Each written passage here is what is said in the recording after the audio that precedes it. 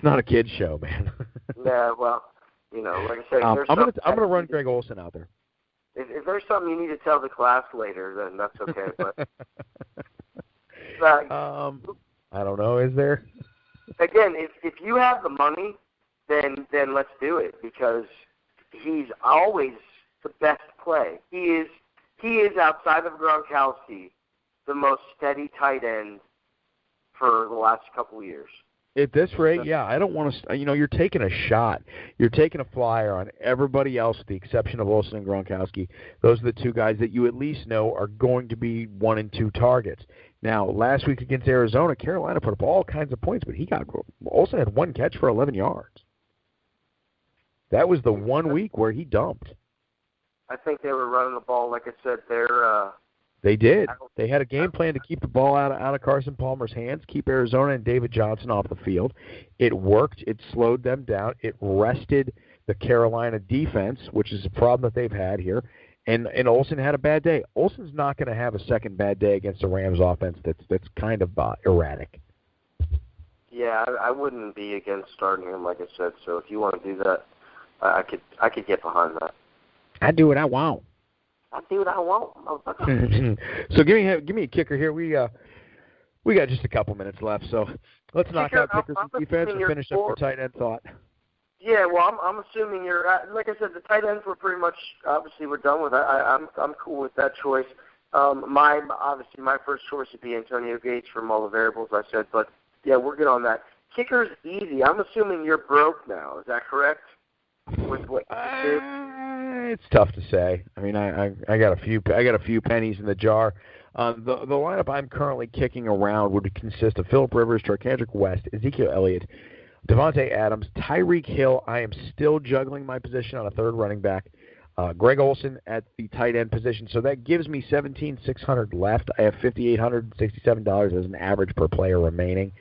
So I'm going to pick the kicker and defense first and see what I have remaining for that wide receiver and then make some judgments around that. Yeah, well, like I said, I think a good play on kicker, and as cheap as you can go, is Will Lutz.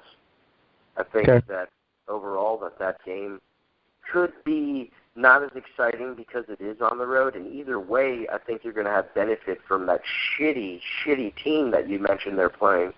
So I think he could get at least get us double digits. So there's nothing that tells me I'm worried about him. He's playing 30th ranked defense overall. So yeah, I think, especially if they run the ball more, I think that kind of bodes well for kicking as well. So either way, I'm cool with him. He's dirt cheap, but you got money, so I mean, Janikowski could be valuable because I think that there's going to be offense against Denver. But I do too. Scores. I do too.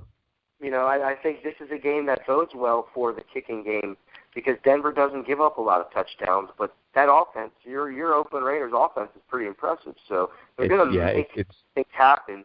Talib didn't play last week, so if he's out this week, then, that's all the more reason to go with that philosophy. It is. Keeping this in mind that my boy Seabass must have been partying in downtown Tampa Saturday night. It was hotter than hell in the new Sombrero Sunday. He was pouring sweat, and from the 25 feet away, I was pretty damn close to him on the second row up on the sidelines. I could smell Seabass's potato vodka seeping through his pores. It was awful. And he missed a 52 and a 50-yarder. That's what that guy is paid to do. He missed them both. Fantasy-wise, that's 10 points. He left on the bench, which cost me because I did play Seabass in quite a few Raider stacks last week. I'm going to go with Cairo Santos this week. It's funny. I'm looking at a lineup that I have him, and he's my other kicker that I'm high on this week. Yeah, I'm high on the Chiefs. I just think Jacksonville is really, really in a bad place right now. Now they got to travel to the loudest stadium in the NFL. They're going to go after.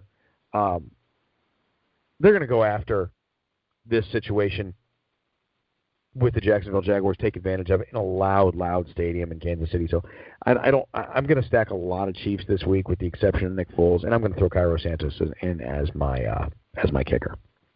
Yeah, I have no problem with that. Like I said, all my lineups this week are depending on what I have left as either Will Lutz or Cairo Santos. So I am all on that as well. If we can just move right along from that. Let's do it, brother. Let's wrap that shit up and go watch some Thursday night football. Hopefully it's more entertaining than last week. Speaking of the stack and the continuity and all those great things, I'm in on the Chiefs for the same reason. Jacksonville looked horrible. The Chiefs are a scoring machine when it comes to defense. We've mentioned them prior, and they've only gotten single digits. We mentioned they got -2, but they're on a tear at 10 or more the last 3 games, and I think that trend certainly continues. Especially that -2 was just a garbage night, Sunday night, embarrassment. So, Andy Reid comes back from those and sure did. They've been a nice defense. They beat up Indianapolis last week, which will drag me to plug the Kansas City Chiefs into my lineup as well. The other side of that is I wouldn't be afraid of the Green Bay Packers this week. They're playing Indianapolis in Green Bay. Indianapolis cannot protect Andrew Luck. Yeah, the only problem I have with that, and you're right, I thought about that, is Green Bay really hasn't done much all year at the defensive spot. So I don't necessarily think that I expect them to suddenly get double digits. Now, again, they've gotten double digits once against Chicago when, it was a different team. Different stuff, yeah. So again, do I want to take that shot on this lineup? If I wouldn't know. I would much rather, if you want to take another shot, the team that's been doing it is the Eagles. You're right. So why not do them? Again, they're going to New York, but I could see them giving fits to our buddy Eli, and again, they've only had single digits twice. So that's a pretty impressive stat overall when you think about it. It is. The sneaky really opportunistic defense. Actually won the Minnesota game for them. They trucked the Minnesota Vikings, which I'm starting to see, like I mentioned earlier. I think they're fractured. There's a problem there. But, that Philadelphia Eagles defense is something you probably want to lean on if you have them in a standard league. And don't be afraid at 4,600 to jump on them anywhere else in any of your DFS. I like it. No, and the reason, if you look at what they did last week, they kind of took a shit against Dallas with 3 fantasy points. But they're 32nd against the rush. So they got eaten. They're 6th against the pass. So the Giants' running game sucks. So they're going to have trouble passing the ball, and that's what the Eagles do is cover the pass well. So that goes well for the overall production from that spot. Well, I like it at that point. I'm going to plug the Chiefs into this lineup, which drags me back to having 7,800 left over, giving me an opportunity to throw Jarvis Landry at 7,600 in as my third wide receiver. I like targets. We tell you week in and week out to the listener out there, pay attention to targets. Follow those trends. That means that these guys are interesting. The quarterback wants to throw them the football. They're big parts of that offense. I'm going to plug Jarvis Landry in, and if I do that, I have 200 left over to move my Tyreek Hill play at 4,700 to 4,900. And at that 4,900, I'm very tempted to jump on a guy like Kendall Wright. Possibly, but that's so hit or miss. It is. I think if you're going to use that philosophy, then you might as well just stick with Tyreek Hill and go with the guy who produced last. And if he's on the upswing, especially, there's probably a better chance at him connecting again with Foles because of that chemistry that they may have. They obviously exuded some last week, rather than maybe the guy can go off or maybe he won't do shit. A lot of dice rolling going on. And, we've proved to ourselves and to our listeners, and, Mike, you and I have been playing this since 2013? Oh, yeah, FanDuel, but we've been playing together since the early maybe 2000. And how long have you been playing overall? When did you start playing fantasy football? I started playing fantasy football in 1996. Okay. Yeah, wow. 1996. I got a phone call from my brother up in Ohio, and that is Pepper Jack, the Big Cheese, called me up and said, hey, you're going to play fantasy football. And I told him I'm not playing fantasy football. I don't know what geek shit you're trying to get me to do now. It's just like the time you told me to go down to the basement and you locked me in there for a week when I was 7. I'm not doing it because you guys wanted to have a party when Mom and Dad were out of town, and you locked me in the basement. You knew I had a refrigerator and a box of warm Fanta, but it was a horrible experience. So that said, 1996. And believe it or not, the cool way we did it was all via fax machine. So you would make your moves, and then my brother from his office would fax everybody's lineup up. So on game day, Sunday morning, you'd get a fax that would list who you're playing and what their lineup is. And I would actually sit in front of the games with the fax sheet of paper. And it was old facsimile paper that was direct thermal. And I would sit and write down my score in it, and at the end of the weekend, you'd know what you had. Oh, wow. Yeah, and that's that was 1996, yeah.